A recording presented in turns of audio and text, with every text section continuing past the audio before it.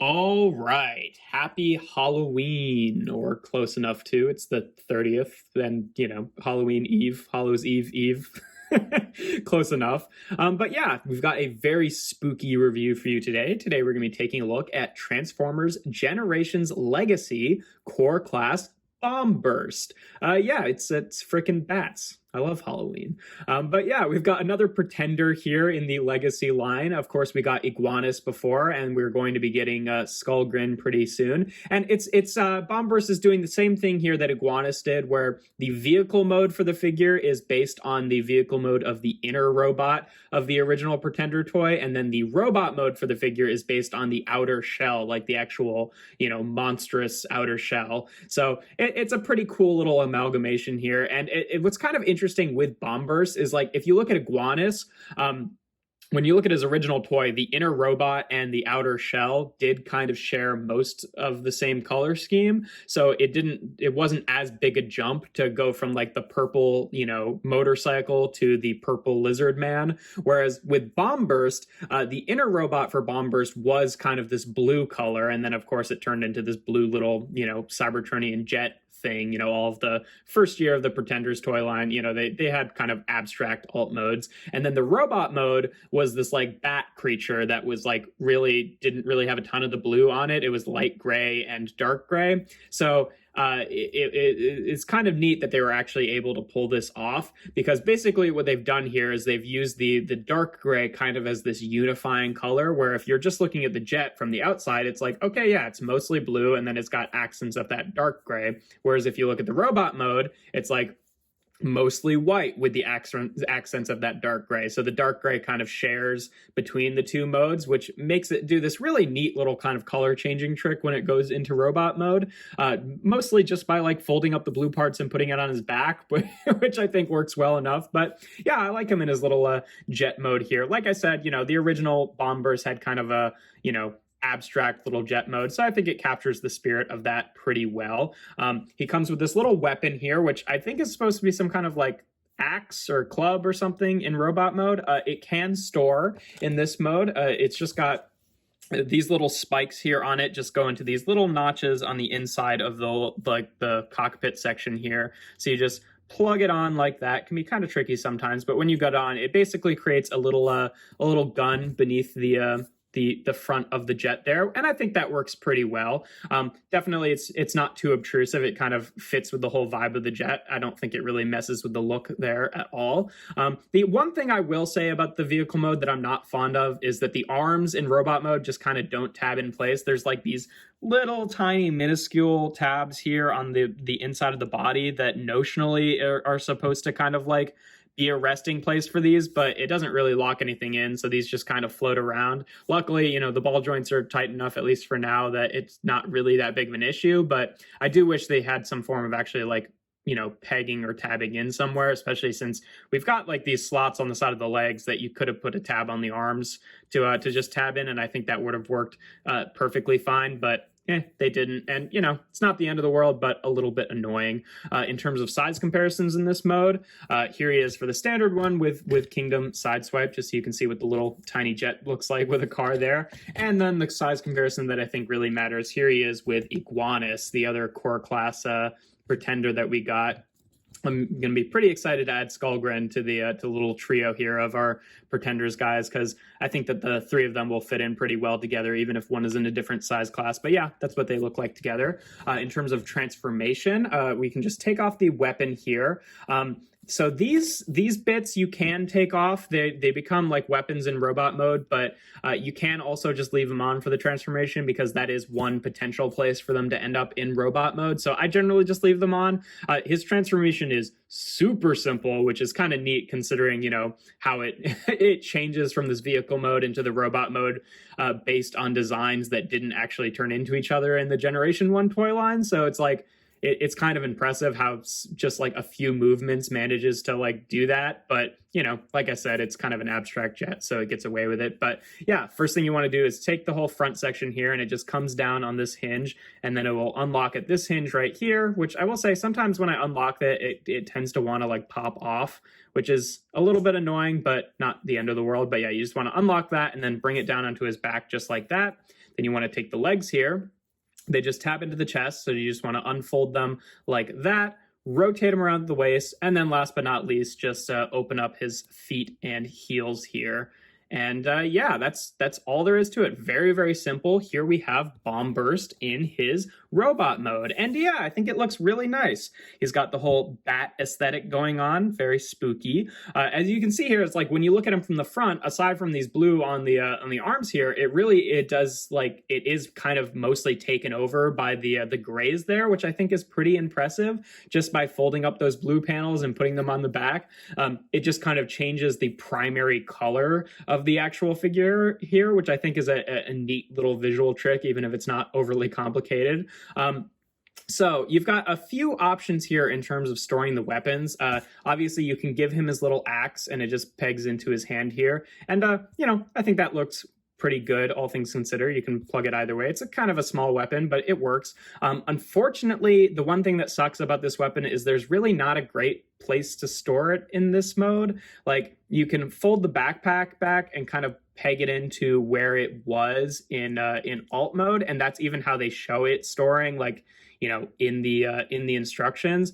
But unfortunately, when you do that, it means you can't really fold up the backpack more than like that, which just kind of awkwardly juts off of his back, which I don't think looks really good.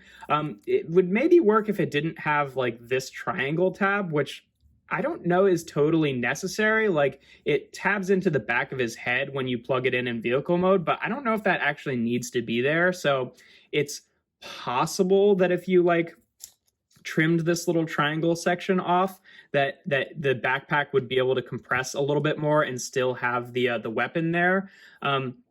I'm not going to bother doing that just because I don't really love the weapon to begin with, but that's a potential option. And then for these, you can't have him like hold them as guns just because the peg is actually on his arm, and then it pegs in like that. And an alternate way to store these is using these pegs right here, where you can just take them and peg them onto the backpack section here, which, you know, just adds kind of more junk onto the back there, and looks a little bit awkward, I think. Now, what's really weird is, like, if you look at the underside of these, they've clearly been sculpted to give him like the bat wings, right?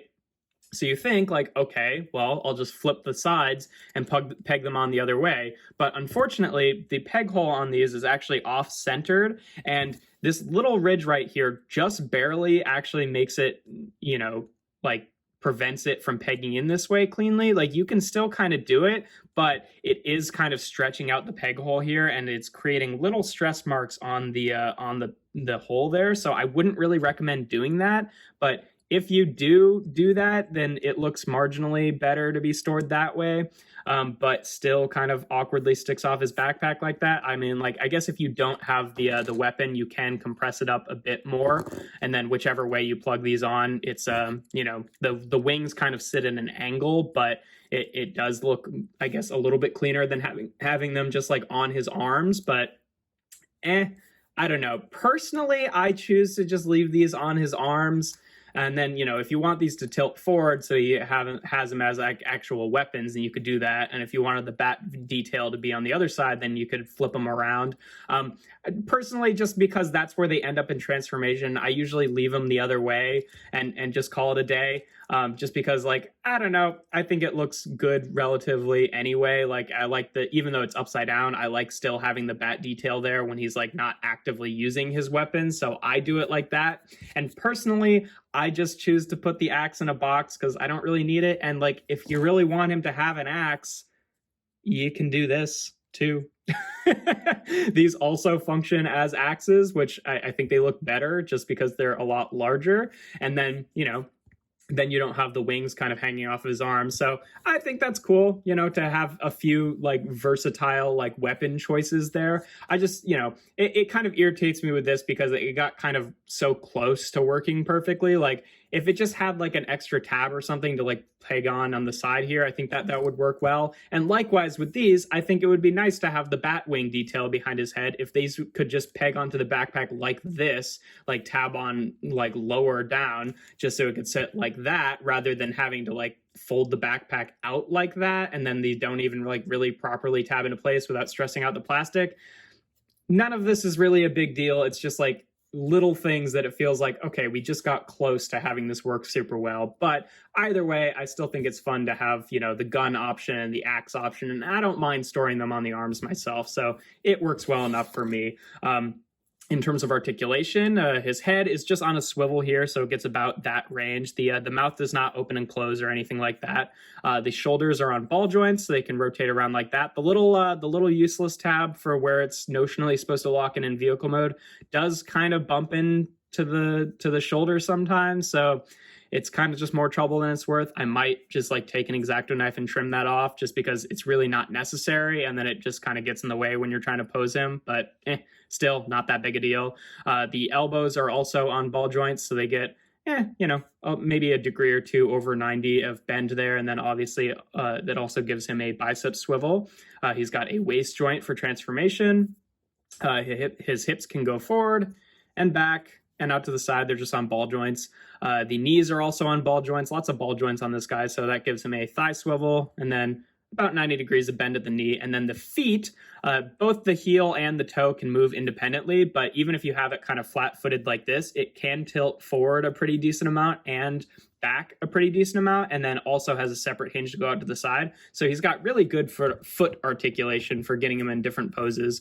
Really, I think the only one joint that I wish he had that he doesn't is I sort of wish that the head had a separate hinge or was just on a ball joint so it could actually look up, because especially with such a little guy, it's sort of fun to put them in these poses where they're like crouched over and then kind of like looking up at the larger Transformers, and you can't really do that with him. He always just kind of is perpetually looking forward. So that's like the one joint that I kind of wish he had, is like every time I'm messing with him, I always try to bend the head backwards, and then I remember, oh right, it's not on a ball joint. So that's the one joint that I wish he had, but otherwise I think he's pretty nice and posable there.